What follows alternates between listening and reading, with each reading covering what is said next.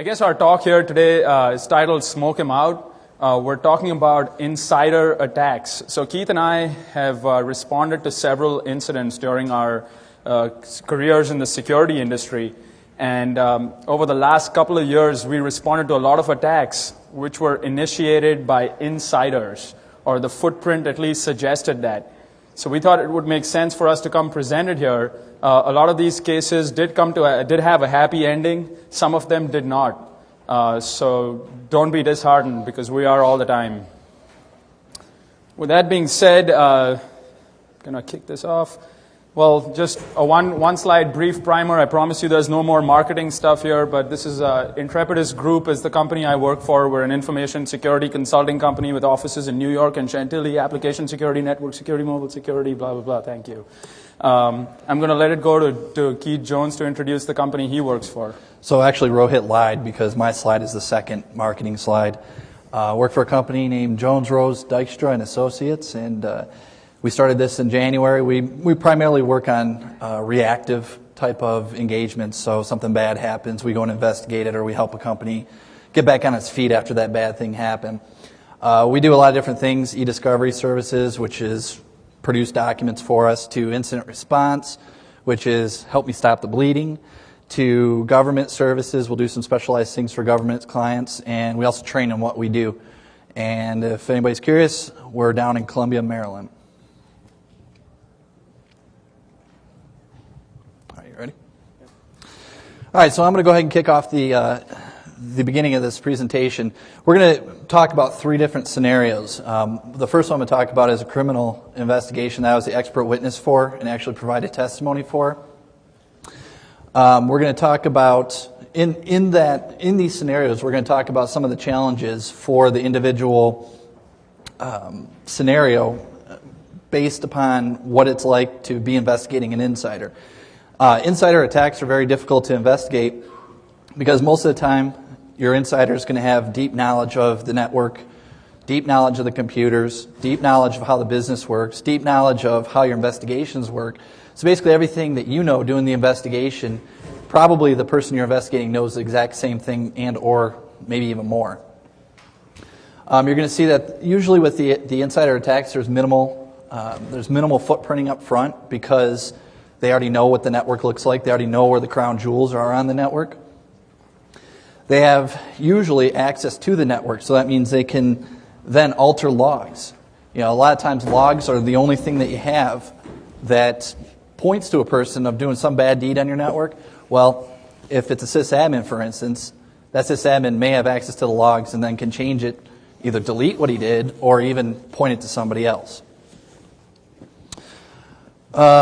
And in some instances, the hacker, the bad guy in the scenario, could even be in on the investigation. I've been in investigations where we have anywhere from 2 people up to 25 people, all involved from companies that I worked with and the companies that we're doing the investigation with. And it could be one of the people that's sitting right there, and they're seeing your remediation plan, they're seeing where you're going during the investigation and so forth. So all these things we're going to talk about during these 3 scenarios of just different types of attacks that we've seen and different types of incidents. So the first one I'm going to speak about is United States versus Roger Geronio.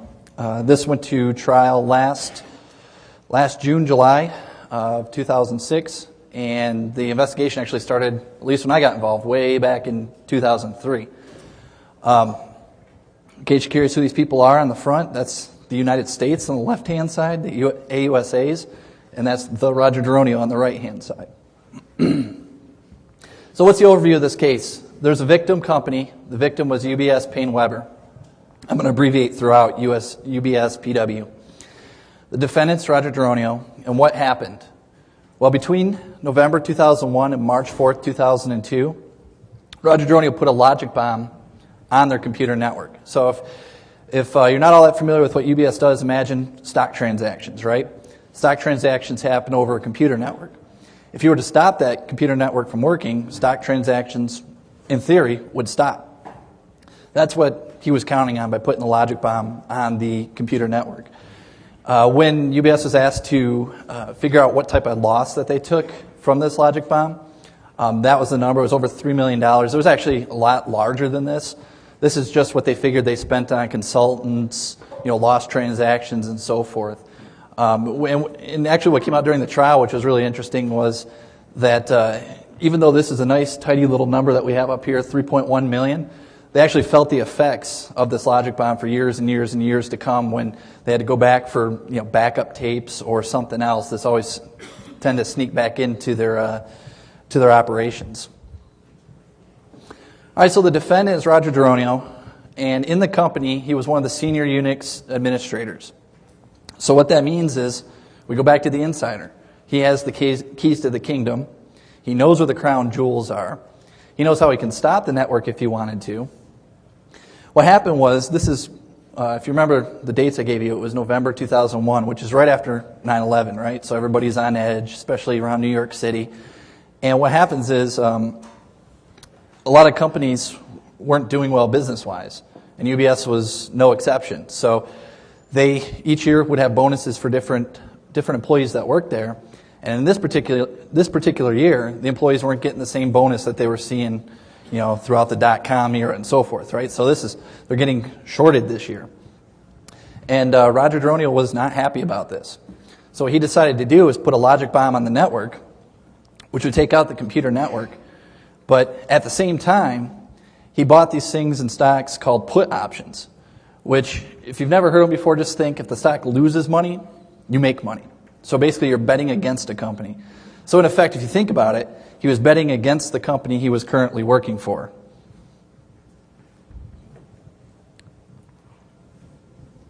All right, so the investigation started on March 4th, 2002 when the logic bomb went off, and it went through July 2006, which is about the time that the trial ended. The people in the investigation, there's a Secret Service was involved, Agent O'Neill was involved. There's two AUSAs that were involved, Maura Wolf and Grady O'Malley. This is all out of Newark, New Jersey. And I should just side note it, that actually during this investigation, I went through 3 different company names, and we also went through 3 different AUSAs. So it seemed like every time we picked it back up, they call up and say, hey, I'm your new AUSA for this. So, during one of these criminal investigations, they're not real fast, close and shut like corporate investigations. They just seem to keep going on and on and on and on. So I stayed on since the beginning with Agent O'Neill, and we went from the beginning of the investigation portion through to the end when I did the actual testimony. And then there's myself at the end, the expert. All right, so what was the government claiming? The government claimed that Roger Geronio's performed securities fraud. So he bet the put options against UBS PaineWebber. He was betting that because he had inside information that the computer network was going to go down, he was betting that the stock would also go down, and therefore he would make money. One of the other indictments was using a computer during this fraud, and then there were 2 other ones, which was mail fraud. Have you ever seen an indictment? There's barely a crime that goes out there that mail fraud's not attached to. So basically, if there's any piece of paper that goes through the mail, even remotely related to your crime, usually you see mail fraud on there. I'm not going to talk about it later, but I'll just touch on why mail fraud's on there. If anybody's done stock transactions before, at least more back in the day, but what happens is usually you buy stock, right? And then that company has got to say, all right, you now own 20 shares of whatever that company is. The particular institutions that he chose were basically a paper receipt went through the mail. And because that paper receipt went through the mail, that's where the mail fraud comes in. All right, so now we know what the investigation is. We know the background. We know who is involved and why. Now we have the evidence that we have to look at. So at the point when I was called in, they said, here's the evidence that we have. And they hand me a big black box, the Secret Service. And we had initially 20 backup tapes from relevant servers. And the relevant servers in this case were AIX and Solaris servers. Not so fun for tape backups. We have VPN logs. So anytime anybody from outside the network were to come into the network, it was logged. So that was useful. We had one report from At Stake at the time. They did the initial response, basically go in, stop the bleeding. And they wrote a report about it. And everything you'll find in trials is discoverable, meaning, it comes out in court and everybody gets to read it, the defendant gets it, the government gets it. So this was also something I was given to take a look at and, see the claims that they made. Then later on, we had 70 plus tapes surface. We only ended up analyzing 16 of them because they were snapshots over weeks and so forth.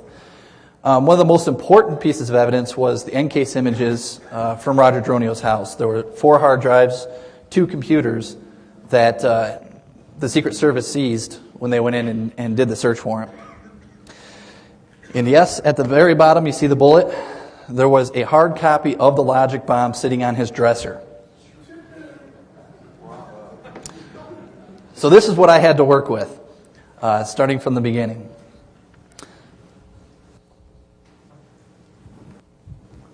All right, so let me back up. I can't assume everybody knows all the components of the logic bomb, but let me discuss how I had to present it to a jury. So for some of you, this is going to seem real watered down.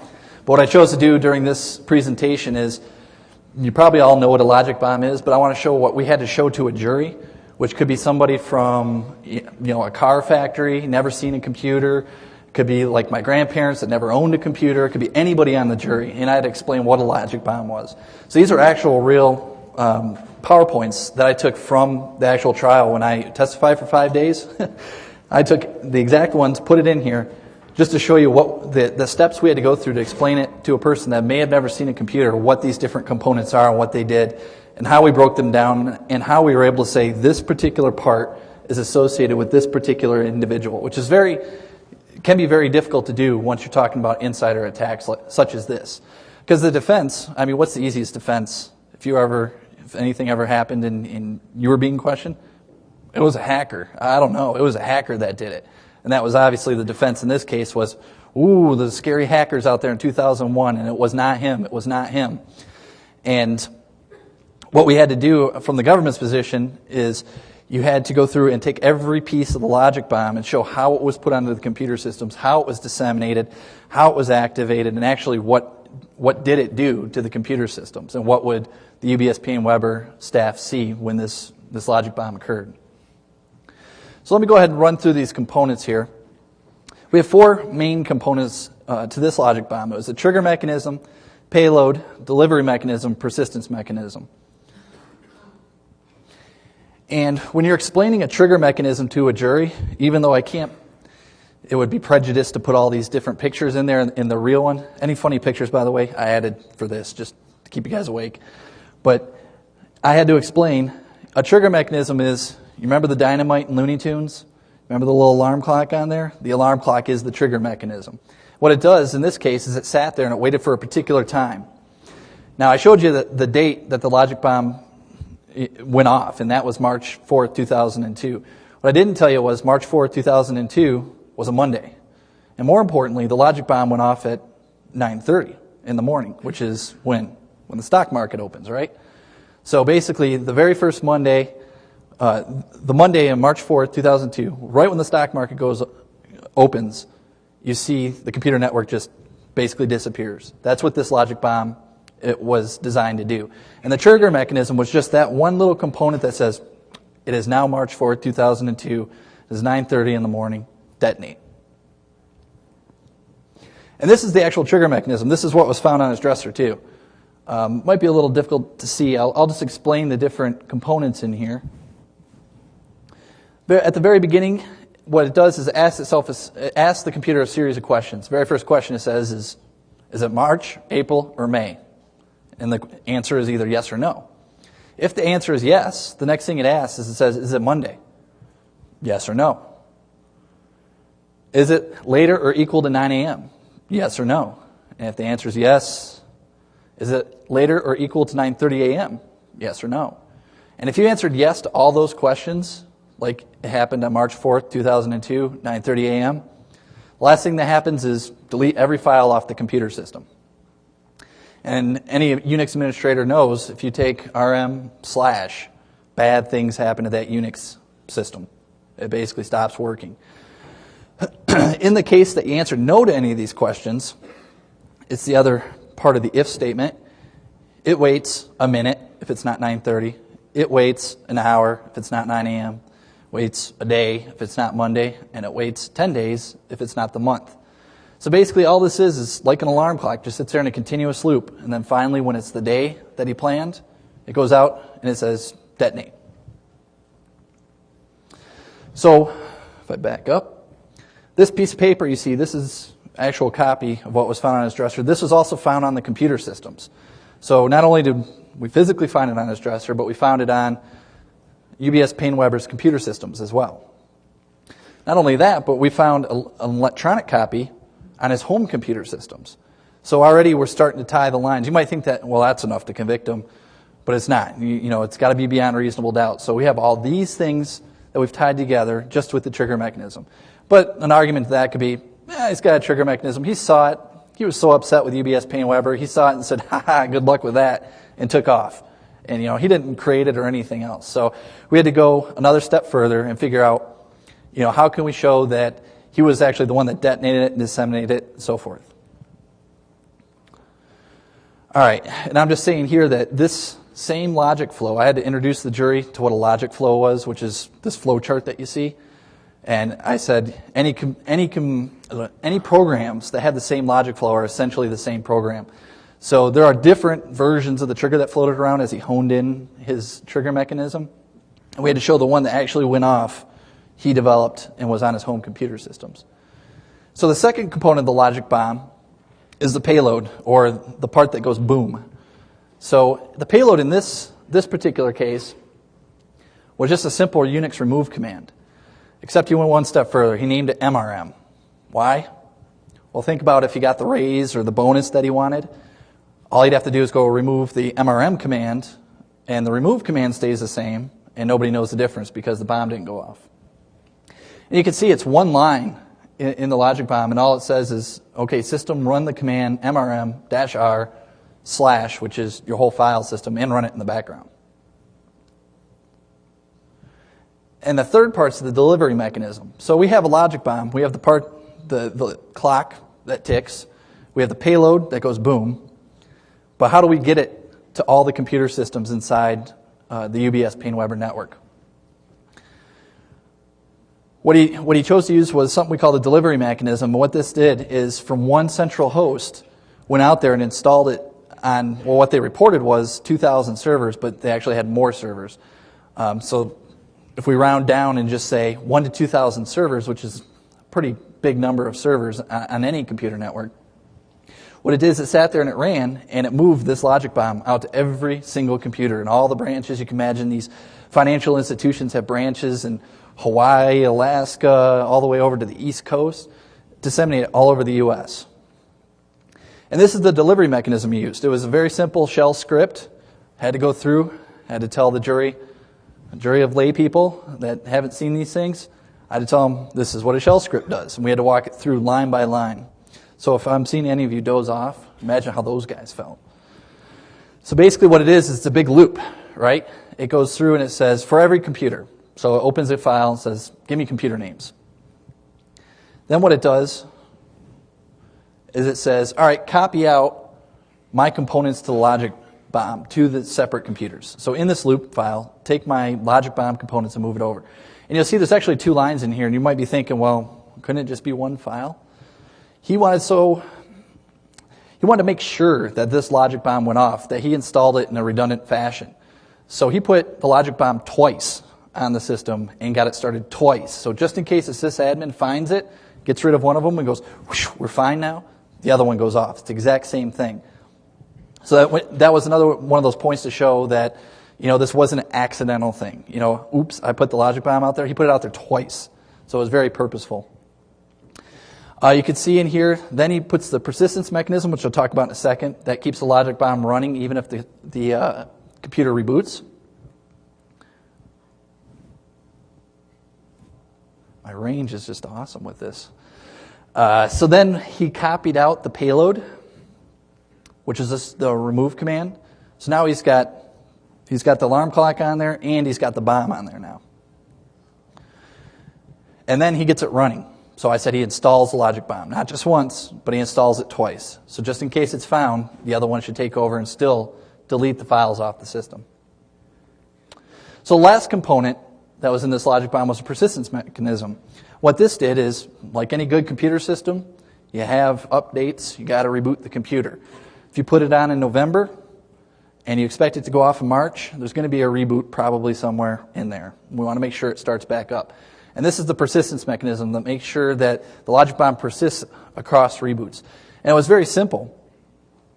What it did is, it was 3 lines in the rc.nfs file.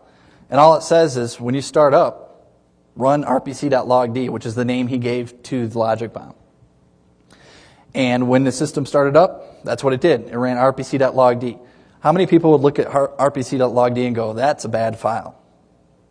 You know, a lot of people look at RPCs, well, at least in 2001, they look at RPC and go, that needs to be running on the machine. I don't want to touch it. My machine's working fine. I'm not going to just leave it. So this is one of the things he did to basically hide or camouflage what he did on the system. Not only that, but these 3 lines in the rc.nfs, guess what? Really big file, down near the end, squished in with some other stuff. Not a lot of people go through the rc.nfs file and go, wait, rpc.logd, that is bad. So he did what he could to try to hide the logic bomb from just the normal sysadmin, which I believe, if I remember the testimony correct, they had 20 plus people that had access at a root level or administrative level on all these systems. So you're not just hiding it from one person, you're hiding it from a group of people at a large financial institution. All right, with all that said, what did we find? When we went through the evidence and we looked for traces of all 4 components that we found, that I discussed a little earlier, all the evidence that I discussed, what did we find? Well, what I was able to do, and this is a jury picture, this is why I showed the jury, is use the different logs to basically paint a picture. And you had to get in people's mind how somebody sitting at home can go inside and do work. And then one of the funny things is I'm a programmer. I use programming terms and so forth.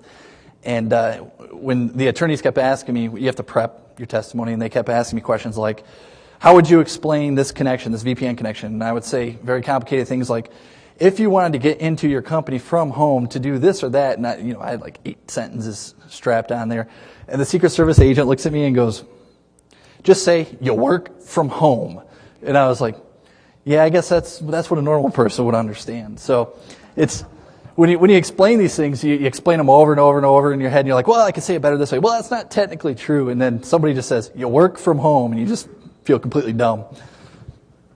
So what happens is, we say a employee's residence, in this case, you imagine it's Roger Geronio, wants to connect to corporate.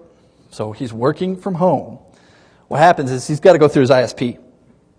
In this case, his ISP was Verizon. I'm going to show you the exact stuff that Verizon produced in request to court order. And then I had to show the jury, it's a physical building, but you can think of it in a network sense. So we started talking about firewalls and VPNs and all that kind of stuff. And what I had to show was, all right, you went through a VPN, something happened. You had to type a username and a password. So now the jury goes, oh, so, just somebody out there, a hacker, couldn't just get through a VPN without giving a username and a password. And we're going to show some logs in a second. And basically the VPN opens, the little Looney Tunes hole opens, and it connects to a host. SA stands for System Administrative Hosts. These are all just names we gave to it during the trial. And what happens is, a person from outside is now through the network to a box on the inside. So what we're showing is, when the logic bomb was spread, we're getting all these little data points of logs that we can correlate together. And once we have that correlation together of 3, 4 different points, we can start painting a picture of this isn't just a hacker out there on the internet that randomly came in and put a logic bomb and left. Every time something happened bad on the network, the logic bomb was spread and so forth, it goes back to the same individual over and over and over. So what do we have? We have Verizon session logs. We have the VPN gateway logs. We have WTemp logs off of the SA host. We have SU logs off the SA host because you log in as Arduino and then you have to switch user to root so you can spread this across the enterprise. There are also a bunch of other systems. You can imagine there's thousands of systems that were affected. And there were some in particular that were very useful in explaining what happened. These are the other systems that came into play during the trial. There was his Unix workstation because, like any Unix admin, he went to his workstation, did some stuff, and then spread the logic bomb. There was also some dev servers. So using servers that weren't highly used, you can do things on there, and nobody's going to really pay attention to what's going on. But through these different logs, to paint this picture, we had the first one was the Verizon session logs, which you have to go to with court order to Verizon and say who was on DSL, such and such a time. And they have useful information. And what it boils down to is, when did a person log on, when did the person log off, and who was the person? Not only that, but we have physical addresses. So this is an example, and I just, out of just being nice, I blacked out all his personal information, like where he lives. So just imagine with me that it really is in there. And it says, okay, on November 18th, 2001, user ID Duronio was on November 18th at 8 in the morning until 11 o'clock at night. So it pins down right when he was on his DSL connection, which we're going to see is going to correlate up to all the other logs that we collected throughout the investigation. So we have usernames, we have the IP addresses that he came in on, which is great because I take that IP address and then I look at the VPN logs. I take that IP address and look at other logs. And then we have the start time and we have the end time. And every one of these little instances, whenever he did something, we had to show every single day to the jury. This is why I was up there 5 days, is he connected here, and he had to do it in this fashion each time because everybody was taking notes.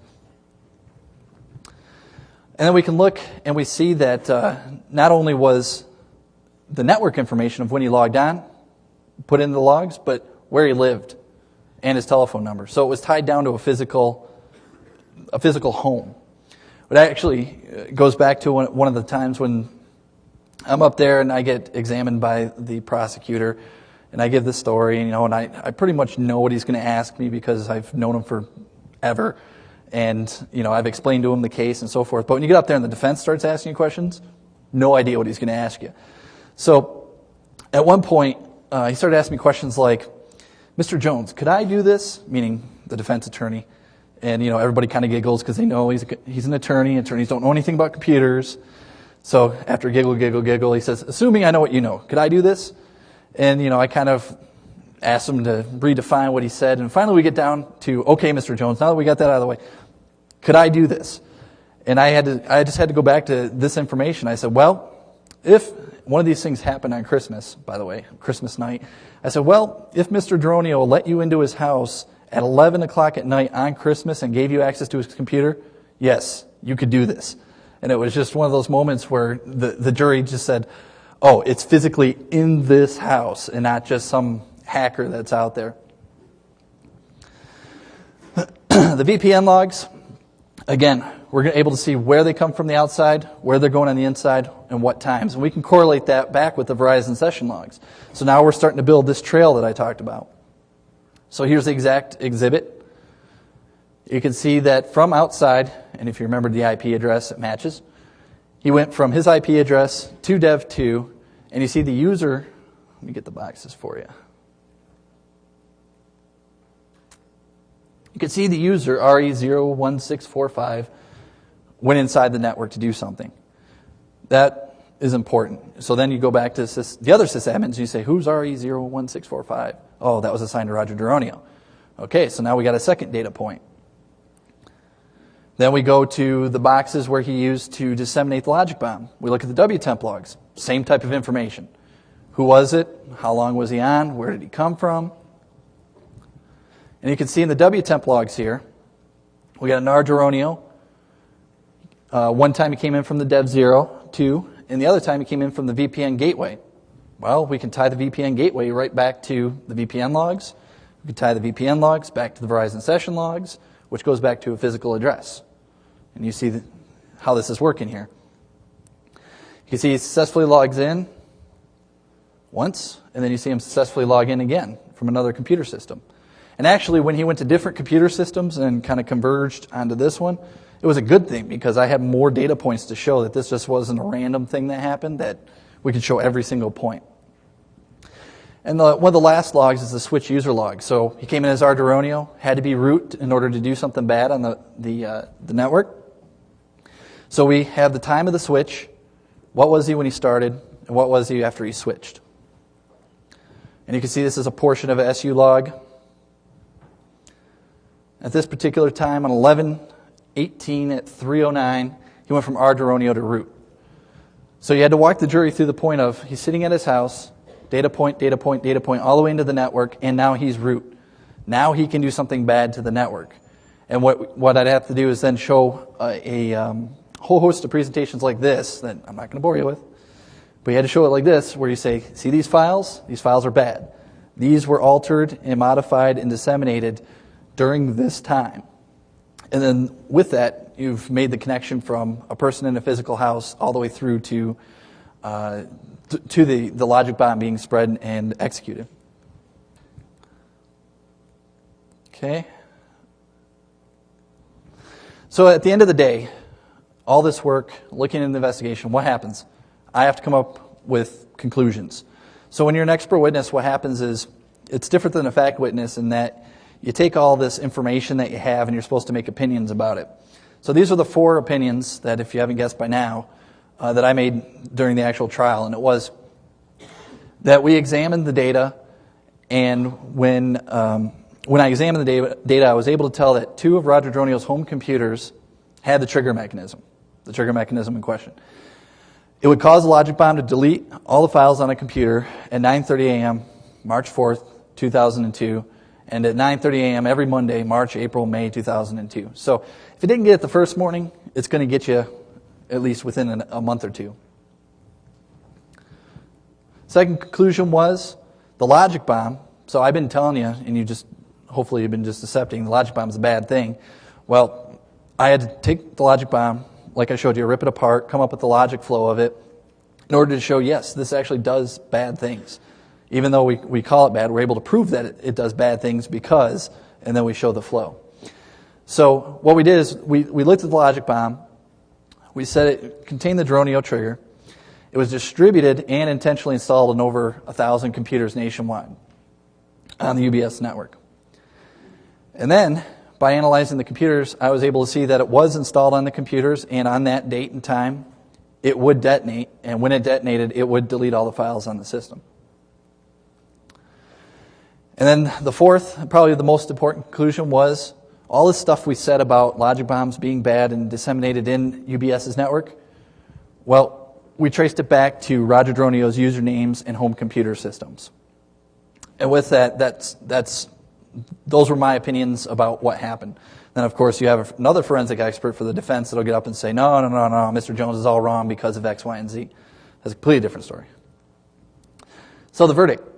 The 4 counts I talked about at the beginning, the 2 that were basically associated with computers, the securities fraud and using the computer during the fraud, he was found guilty. The 2 mail frauds, I believe they had to prove that he knew, I think he had to know that they were going to be mailed, but at the end of the day, the jury decided that he was not guilty on the 2 mail frauds.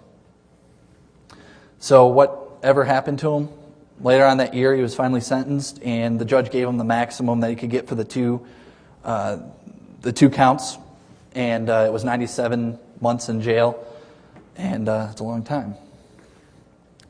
And with that, we're going to switch gears to the next case. I wouldn't mind taking questions right now. Yes?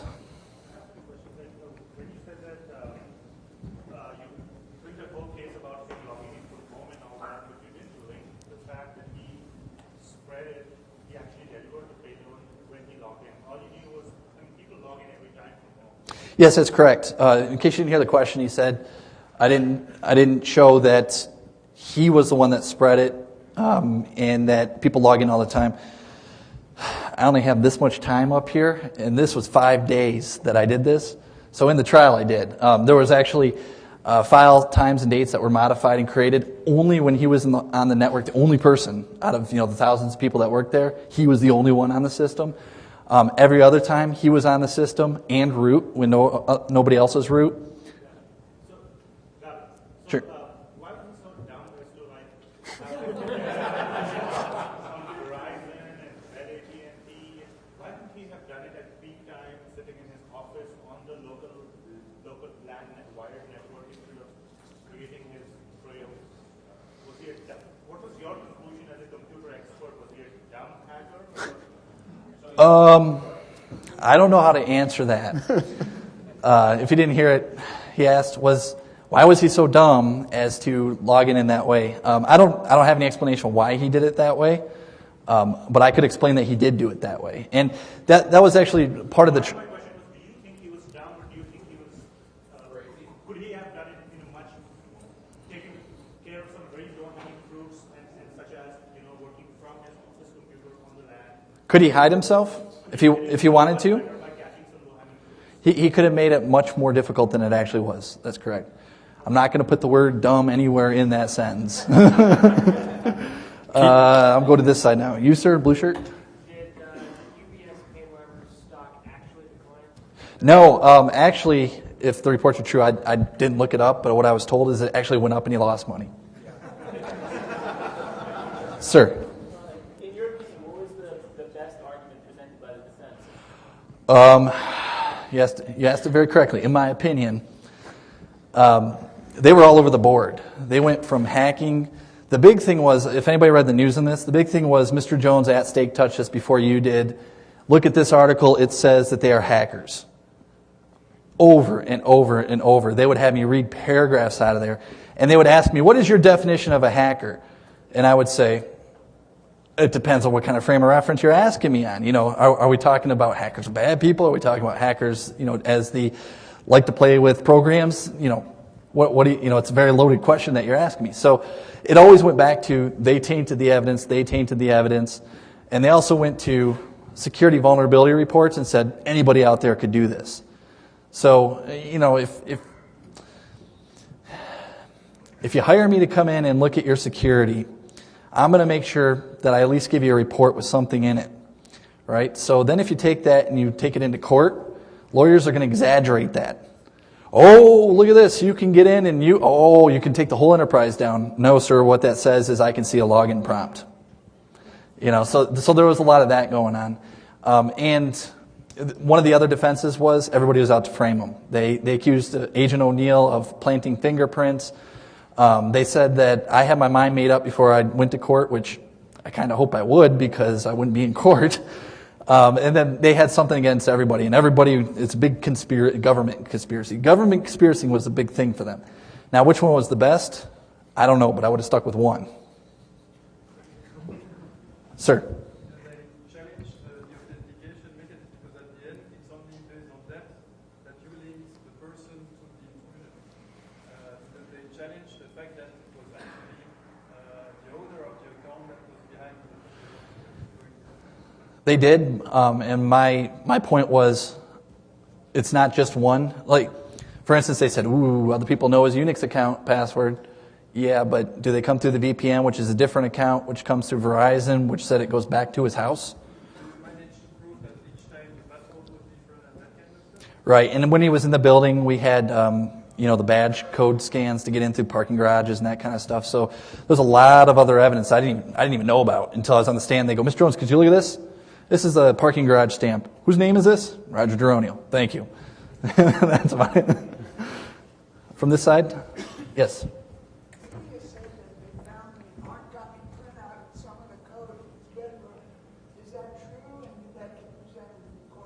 That is true. Actually, one of the copies that I had of the logic bomb was the one that was found on his. It was exactly the same as the one on his computers too. So it was either his nightstand or his dresser. Which.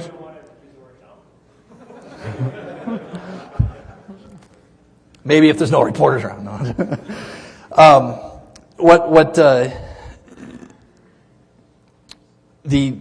The actual code that was found. In physical form in his house, I didn't even know about until pretty close to the trial. So when you're an expert, they don't really tell you much. They go, here's a bunch of evidence. What do you think about it? So you go through it and you're like, oh, all right. And then you get to the trial and I found out that he sold stock and did this other stuff. I only saw the computer part of it. And so about the time you guys were learning some of this stuff, so was I. So, somebody hand me something on the stand and go, what do you think of this, Mr. Jones? It fits my stuff. Yes. Try to argue the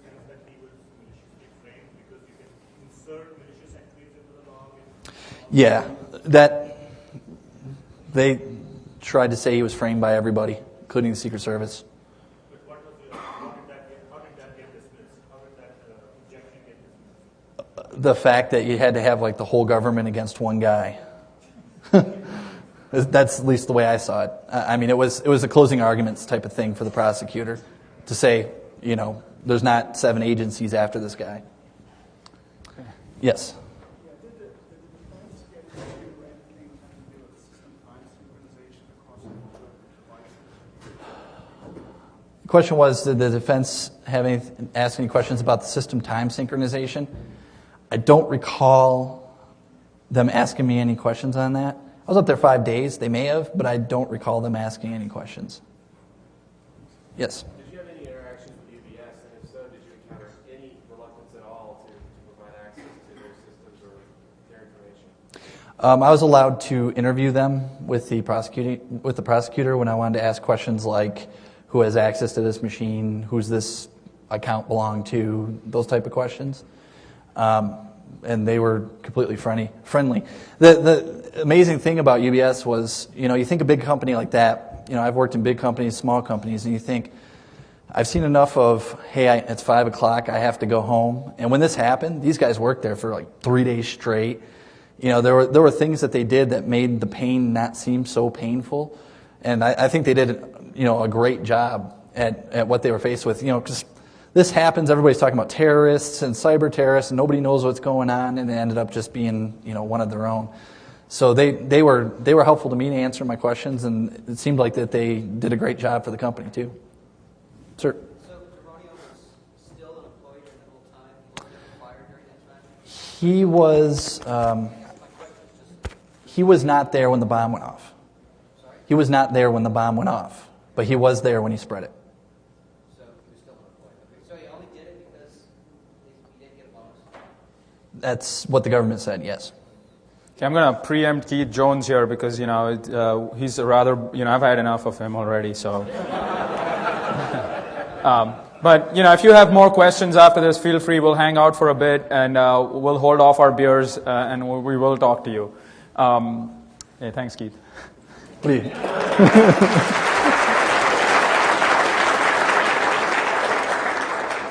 I promise I'll keep you guys entertained as well. I have 3 caveats before I start my portion of the presentation. The next few slides, they're 99% accurate. They're not 100% accurate, and I say that because I had to hide the identities of some of the people because this did not make it out to the public. So that's the 1% inaccuracy in there. It's not. It didn't have as happy an ending as Keith Jones' case did. I do not articulate my words as well as Keith does because he does spend a lot of time with lawyers and I don't, fortunately. So if you asked me, was that guy dumb, I would have said yes. And the third thing is, if during my presentation you have any hard technical questions, Keith is still on the stage, so point them at him. Don't ask me those. Well, not technically anymore. So with that being said, we move on to the next case.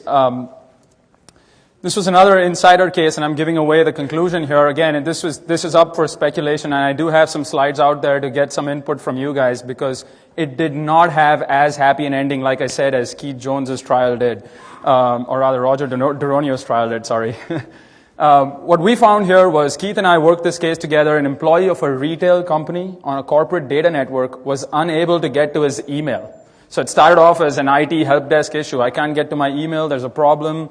Yada, yada, yada. The IT guy shows up there. It's a Friday evening. He doesn't want to deal with it. He finds out, well, he's unable to ping the mail server. So the first thing he did was ping the mail server. Unable to do that. Well, interestingly enough, when he ran an IP config on the system, he found that there was a virtual network adapter on the system. Okay, thanks. With an IP address of 10.8.0.5. And that kind of seemed strange because what's the virtual network adapter doing? This machine had just supposed to have one network interface connected to the corporate Ethernet. What he also found was that the actual Ethernet address was 10.1.0.2.05 and the mail server IP was a 10.8.0.2. So guess what was happening here? The SMTP requests were being pushed over the virtual network adapter, and they obviously weren't getting on to the actual Ethernet, weren't getting to the mail server. So the person was unable to access email.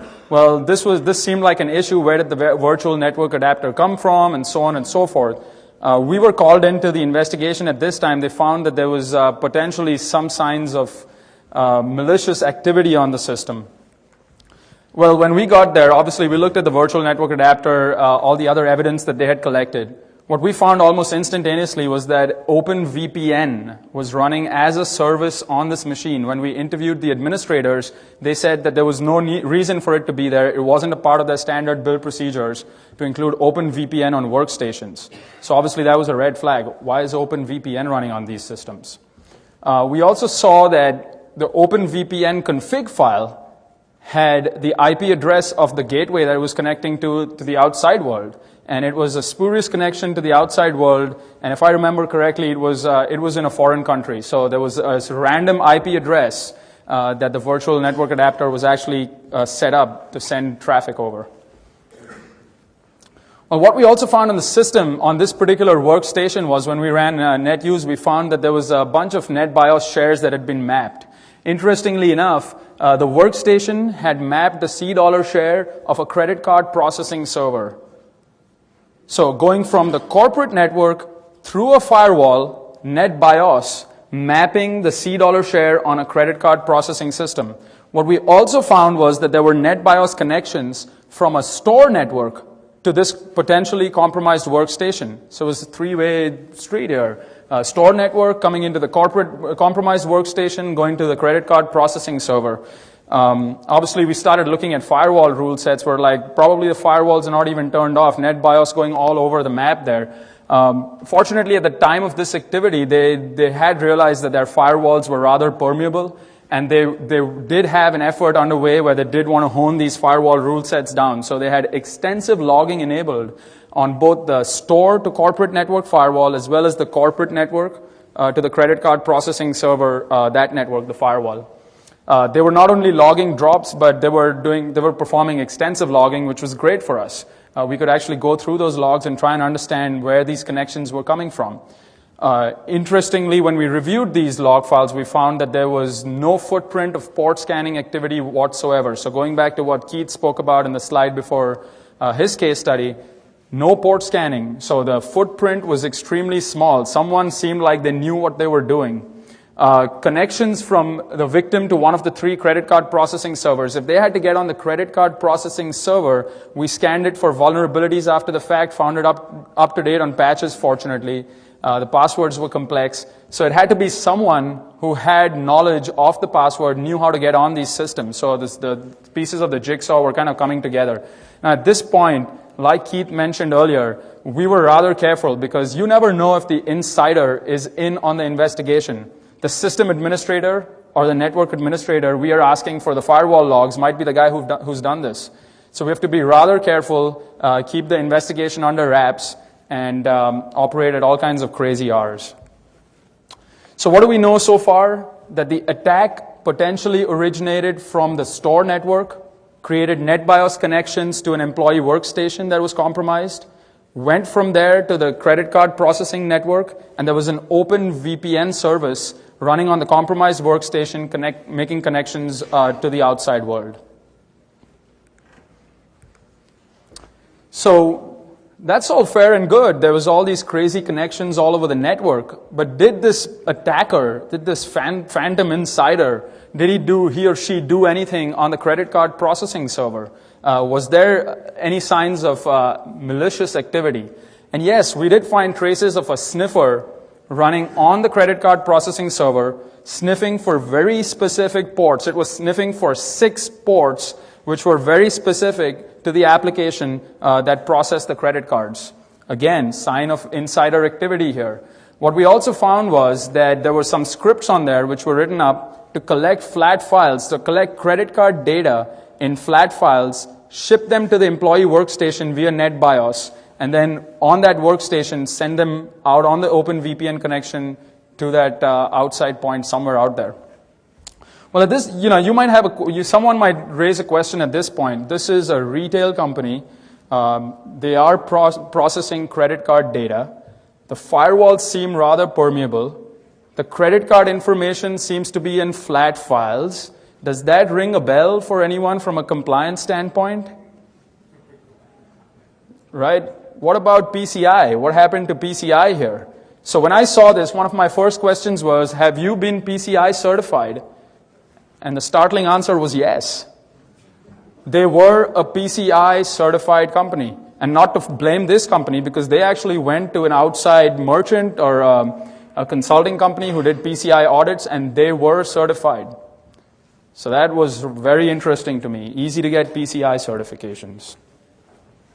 Now, the big question was, who is this attacker who knows which ports to sniff on, how to connect to these systems without port scanning, know exactly which ports to use, what credentials to use, and make his or her way through the different firewalls?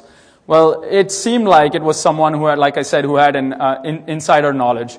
The attacker's source IP address was attained. So what we did find on the system, in the firewall logs, that the activity had originated over the wireless network at a store. The reason we were able to do that, because every store had a set of different IP addresses allocated just to the wireless segment. And this IP address that was logged in the firewalls going from the store network to the compromised workstation showed us that at the time of this activity, that was the IP address connecting inbound.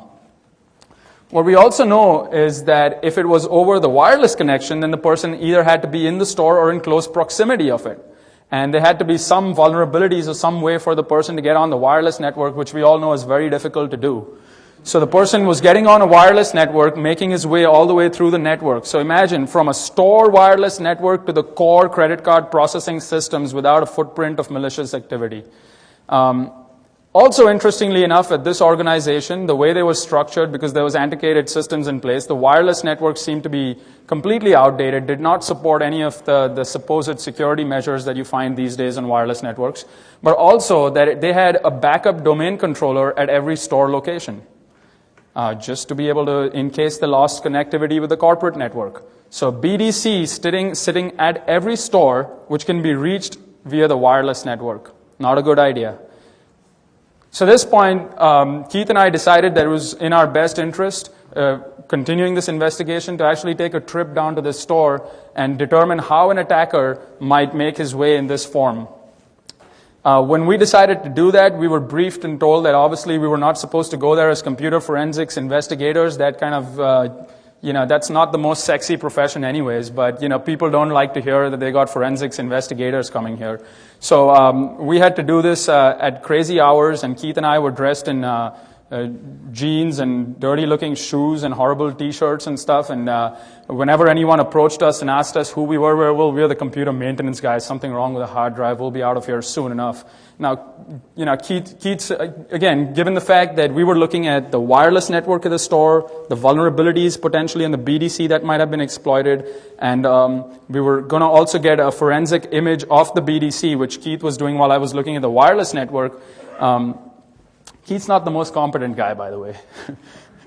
Just kidding. No, actually, when we showed up there, we were met with some strange hardware requirements, and Encase and a bunch of the other tools were complaining because lack of drivers for the RAID controllers.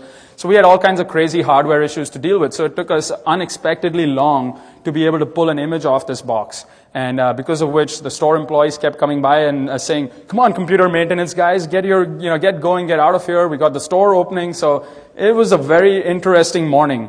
But anyways, back to the investigation. I was actually looking at the wireless network, and the first thing I did was I just plugged in Kismet with a GPS map and drove around the place to say, well, how close really does an attacker have to be to the store to be able to get on the wireless network? Now, when I do that kind of stuff, I normally do the first run without any sort of antennae. I say, let's assume the guy just plugs in a 300 milliwatt card, which is one of the best cards you get out there, and see how far you can get. Well, just with that, the person was able to get into the parking lot, but well beyond. There was hotels all around, and a person could have been sitting in a hotel room, a couple of condos around this place, and been breaking into this network. So that made the situation even more difficult for us. It's not possible for us to knock every door down and say, "You on a wireless network right now?" So what we decided to do at this point, the company that we were working for did want to try and find who this person was. There was some speculation because since they had a lot of IT infrastructure at every store, they also had an IT administrator dedicated to 5 or 6 stores, so collection of 5 or 6 stores. Interestingly enough, the IT administrator for the 5 or 6 stores under which this one fell had been fired 8 weeks ago. Lived in that neighborhood, knew his way around.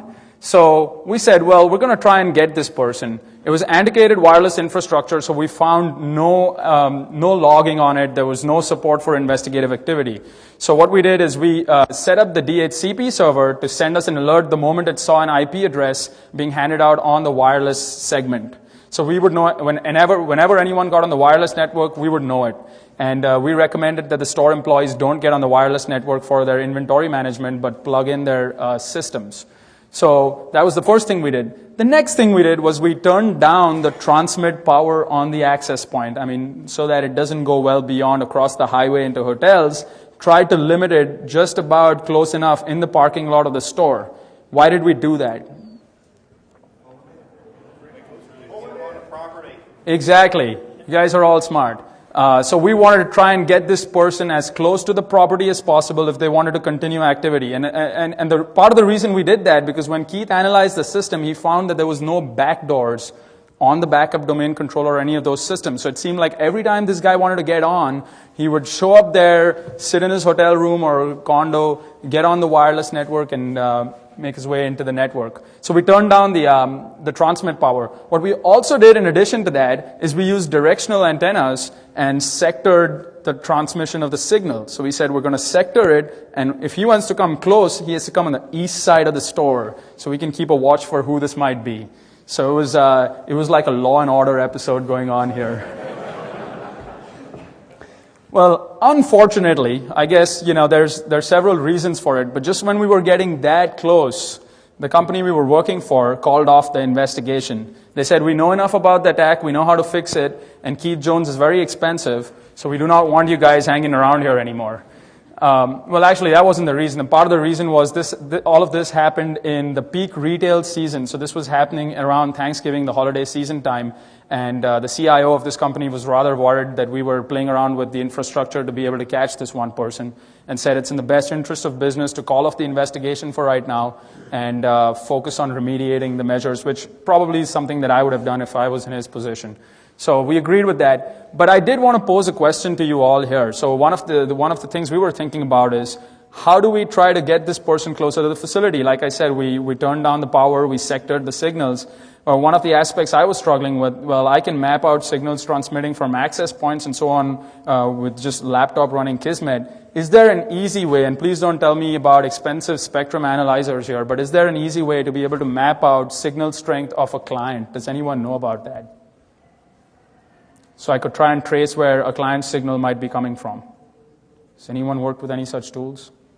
Set up some outside APs along the outside edge of the parking lot.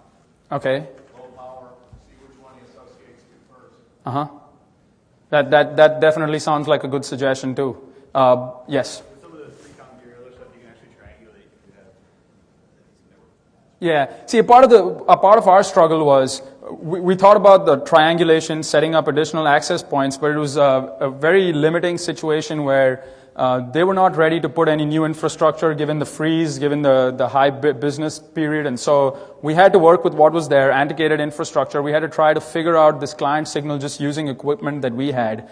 And I really couldn't think of an easy way to do this. But anyways, if any of you can think of something, I'd be happy to chat with you after this talk, because we might run into a similar situation in the future. What we did conclude from this was that there was a high probability of insider involvement. We couldn't say with certainty that it was an insider because we did not catch the person. So just to reiterate, we saw no footprint of reconnaissance. We saw that one of the few older wireless installations was attacked. So they knew that their wireless infrastructure was old. They were migrating to newer technology. It was this particular one. The person who was in charge of the IT had been fired, like I said. There was sniffing for very specific TCP ports on the credit card server. And the attacker's activity coincided with the times that the batch files were processed for credit card processing as well. So it was a very, very knowledgeable person here. Unfortunately, we were not able to lay his hands on him. Yes? What made you guys think he would come back in wireless anyway if he had a VPN coming up? Right, good question. What made us think that he would come back over wireless? There was, potentially could have set up backdoors anywhere on the network. What we did find from the network logs and the firewall logs was that a repeated access of those servers over a period of time coming over the wireless network. So we thought that was our best bet to start off with. Yes? It sounds like you did a live investigation of the original workstation. Did you do a forensic image of it first? Yes. Yes, we did. And, I guess just in the interest of time, since I have one more case study to go through here, I'd be happy for Keith Jones to talk about what we found on the actual forensic on the hard drives from forensic duplication and the live response that we conducted on them. Yes. Two questions. One is, were you honestly shocked that the company was PCI compliant? And second is, you noticed the extensive firewall logging as being there because they were trying to reverse engineer a large rule set. Right. We find that logging of commit traffic is just not done. And so how do you reverse engineer what happened if you're not logging? Okay. The two questions are, was I shocked that they were PCI compliant and they were still hacked? The answer to that is no. I'm not shocked. PCI doesn't cover every area for starters. And secondly, it's, again, like I said, I don't use my words as carefully as Keith Jones does, so don't hold me on this one. But again, in my opinion, there's a lot of companies out there that get PCI certified in a week's worth of work, which I don't know how that happens to a retail organization of this size. And your second question was extensive logging, even the permits being logged. Was that surprising to me? Or do we see that often? We do not see that often. I think we lucked out here that we saw that just because they did have some network maintenance activities on. But that brings up a good point, because in both the cases we've seen so far, had there not been enough logging at the VPN gateway in the case Keith talked about, had there not been enough logging on the firewall rule sets, it would have been extremely difficult for us to figure out the anatomy of this attack. Yes? You said that the OpenVPN client had an IP address in there that was related to a foreign country. Mm-hmm. Which one? And you also said that the sysadmin had recently been fired. Right. Were you able to, did you ever bother to determine whether or not the sysadmin who was recently fired had either a personal or professional connection somewhere in that foreign country? So as part of the activity that we were limited to, we did some basic searches to see who owned that IP address and so on. We didn't really get involved in the personnel investigation aspect of it, given our expertise here. We could not, just by looking at the IP address and doing lookups on it and who is lookups, etc., tie it back to the person who had been let go. But again, like all of you know, it makes it very iffy once you see activity going outside the borders of the United States or whichever country you're operating in. It makes it extremely difficult to get law enforcement cooperation. Yes? Were you working with the actual physical hard drive in the machine, or were you working from an image copy? We were working with the image copy is what we did, right? Yeah, Keith, we started with the physical hard drive. We took an image of it, and then we analyzed the image. Is there any reason to stay in custody? No, because we kept it from the beginning. Okay. What if anything was done to protect the owners of the credit cards? Very good question. What happened about the fact that there was potentially credit card data that was lost, and there was owners who might lose their identity? Unfortunately, we're never in a position to opine on that subject, since that's not our area, that we're supposed to recommend. We're under confidentiality agreement, so we don't reveal that. But what I can say here is that a lot of the law out there, including SB 1386 and so on, says with reasonable doubt. There's a lot of caveats and use of adjectives and so on, and it's easy to work around that, saying there was reasonable doubt here, there was not sufficient. Any sort of a sufficient impact. Stop.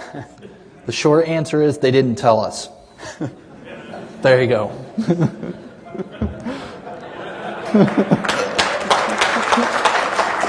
Well, I was trying to do a Keith Jones there, the legal talk there with all the use of the caveats, but he got me on that one.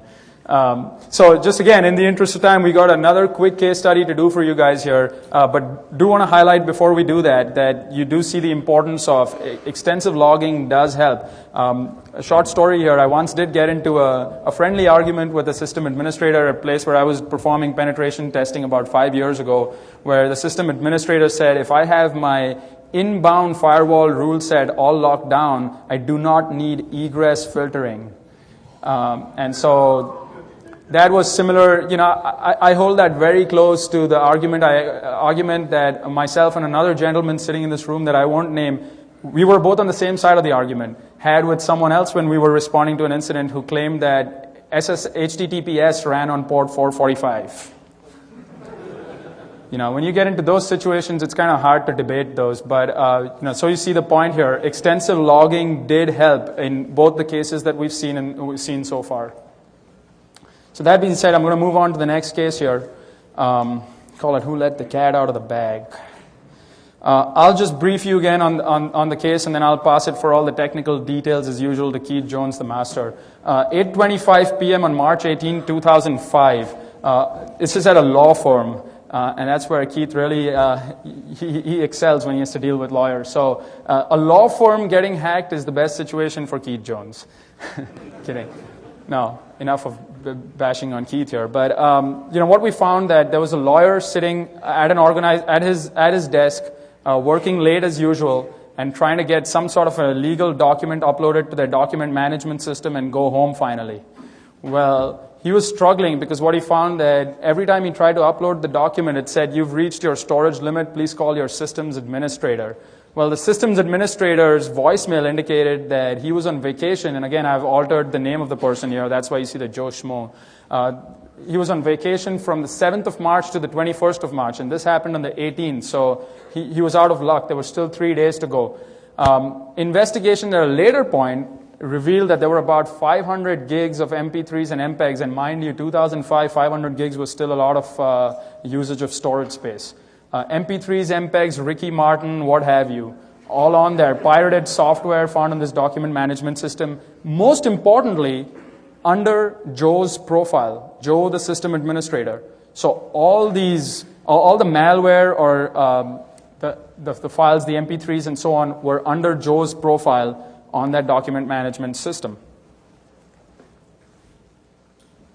So again, forensics examiners, Keith Jones and myself, were hired, and we got in there, looked at Joe's hard drive, made a forensic image like he said, and we started looking at it. Amongst other things, we looked at a lot of things, obviously, but the focus of this engagement is we're looking at the web browsing activity.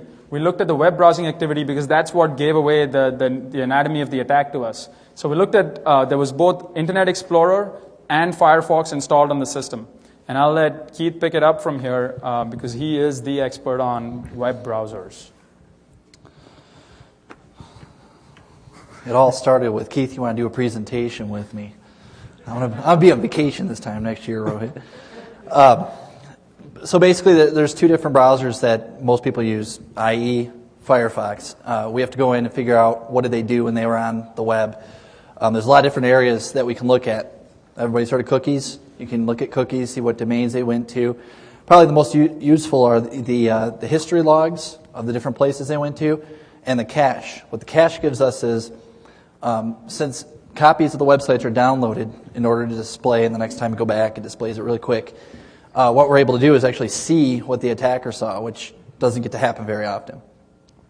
I'm going to skip over a lot of this technical detail because it's in your slides, but here are the places on the disk that IE stores its cache pages, history, and cookie files.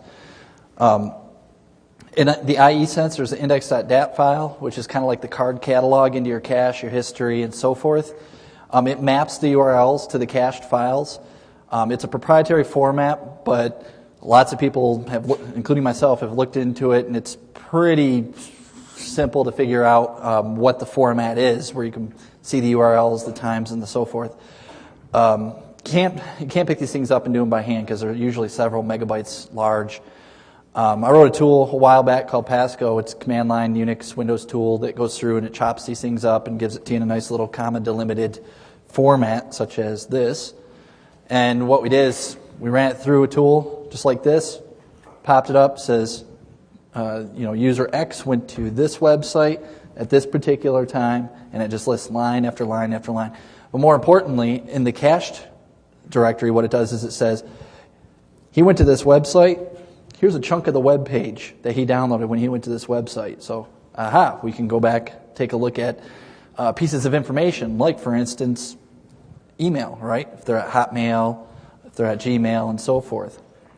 And that's what we did, is we pulled back a particular cache file from that information, and you can see, here's a piece of a Hotmail. It doesn't look all that pretty, but to us it says a lot, because we're able to see the same things that he saw. Forget all the toolbars and all that stuff that Hotmail puts up for you. We get to see the meat of it. And if this says anything to you, I know it's hard to see out there, but this says there's 2 normal messages in here, nothing really big. So we went through his IE, nothing. So the next step is to go through, Next step is to go through. Actually, before you do that, Keith, before we moved on IE, the next couple of slides talk about, we looked at this web-based email, didn't find anything, but what we did find, one of the cached pages did indicate searching for cracks.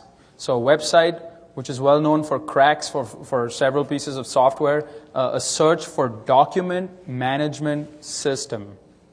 So that was very indicative of someone sitting on that system, at least having an intent to break into a document management system.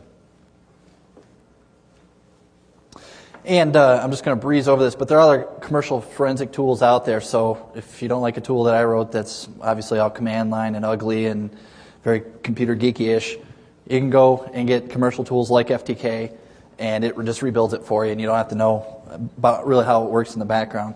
But we looked through the rest of his cache, and we didn't see anything else that that alerted us. So cracks, what we did find were cracks were searched on March 10, 2007. What's important about that date? We know that Joe Schmo was on vacation from March 7 to March 21st, right? And before I proceed with that, let me test your memory. Who was the AUSA on Keith's case? Anyone remember the name of the assistant U.S. attorney on Keith's case here? There's a giveaway for that. I heard somebody say it. Someone said it? No, the assistant U.S. attorney, not the victim. No. Not the Agent. Morrow. Okay, you get the T-shirt. I just wanted to give it away. I'm sorry, I had to break my chain of thought here. Okay, so back to this case. Sorry about that. March 10, 2007, Joe was vacationing in Florida. What we found was cracks were searched for, as well as searches for travel to Sao Paulo were made during that period of time. Now, Joe was in Florida on vacation with his family. He definitely wasn't logging into his system and looking for another vacation in Sao Paulo, especially not with his family, right? So, was Joe's machine being used by someone else? That was the big question in our mind before we started looking at Firefox activity here. And with that, the next thing we do is we look at the Firefox activity. And again, just browser technology isn't all that much different. So you can imagine, I talked about cache files, histories, cookies, all that. Still applies to Firefox. It just gets stored differently. Here's the directories that you'll find this information in. And you do find that Firefox and the Mozilla type of browsers, the technology seems to move a little faster. So sometimes as you go through versions, the cache files tend to change a little quicker than IE does. It's also something to keep in mind. If you're using one of the tools and you're saying, I know there's something in here, but it's not showing anything, you might not be using the right version for that particular Mozilla version. A lot of tools out there at the time we did this investigation were insufficient. Just going ahead and plugging them into your normal history tools weren't working because most of them were geared towards IE. What we did is we looked at the Mozilla, the structure, and what we found is there's 3 different types of files. There's these map files, there's these data, there's these cache block files, and there's the actual data themselves. So through these 3 different areas, you basically have to track where the cache file went. In the interest of time and people falling asleep, I will talk very quickly over this stuff. Basically, there are files that are also like card catalogs in the Firefox realm. And they're all chopped up, they have hashes and so forth, and they point to spots on the disk and says, this website, this person went to this, or this file was downloaded from this website. With known values, we're able to go in there and figure out which files were pulled from which websites at what time with what users. It just involves some bit shifting, some anding, some oring, and so forth. So it's not real complicated. You just have to know the formulas, which we put on the slide for you. able to build back where the data is actually located. Now, you might want to make a note. I'll wave my hands here for a minute. Keep it on the slide. The one in blue is probably a mistake in your slides. You have to left shift it, not multiply it. We hit the wrong button when we were typing these slides. Just want to point that out for you. It's, again, some left shifts and so forth, and we're able to get the numbers, point right to the data files. Then we're able to take those data files, just like, sort of like what we did in IE, open them up, load them in a browser, and we're able to see what the attacker saw. So, Rohit, talk about this particular. This is one tool we use to do the cache reconstruction of Firefox. Sure. Yeah, we were looking for tools out there. We found a tool called CacheView, which was shareware, and we found that if you ran CacheView, it would show you the URLs reached, so on and so forth. Like Keith talked about Pasco, it was a similar tool.